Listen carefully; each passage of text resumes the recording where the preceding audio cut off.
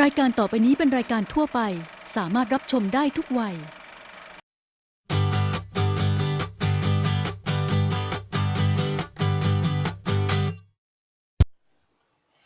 สวัสดีค่ะวันนี้จะมานำเสนอการทดลองการหักเหนะคะดิฉันนางสาวศรีธรศรีอ่อนค่ะสวัสดีค่ะดิฉันนางสาวนิชกมลว่องภูมิค่ะเก๋ไอโบ้ซื่อตรง สวัสดีค่ะดิฉันนางสาวกมลชนกสมบูรณ์ชัยค่ะสวัสดีค่ะดิฉันนางสาวกัญญาณิสงสว่าง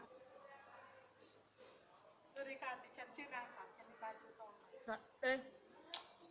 ค่ะการหักเหนะคะคือปรากฏการณ์ที่คลื่นเคลื่อนที่ผ่านรอยต่อนะคะระหว่างตัวกลางที่มีสมบัติต่างกันนะคะและอัตราเร็วของคลื่นเปลี่ยนไปนะคะค่ะเพื่อเป็นการไม่เสียเวลานะคะก็ไว้พบกับการทดลองได้เลยค่ะโอเคยังมีเรื่องราวที่ดีที่เคยได้จดจำเก็บคืนและวันค่ะเมื่อทดลองเคลื่อนที่จากบริเวณน้ำลึกไปน้ำตื้นนะคะซึ่งถือว่าเป็นตัวกลาง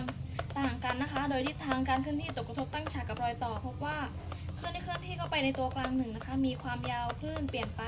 แต่ทิศทางการเคลื่อนที่ของคลื่นไม่เปลี่ยนไปค่ะและเมื่อทดลองใหม่นะคะให้คลื่นเคลื่อนที่ผ่านรอยต่อระหว่างบริเวณน้ำตื้นไปน้ำลึกนะคะทิศทางการเคลื่อนที่ของคลื่นตกกระทบไม่ตั้งฉากกับรอยต่อพบว่าคลื่นเคลื่อนที่เข้าไปตัวกลางหนึ่งมีทิศทางการเคลื่อนที่เปลี่ยนไปและมีคลื่นความยาวก็เปลี่ยนไปด้วยค่ะที่เคยได้เจ็บช้ำยัง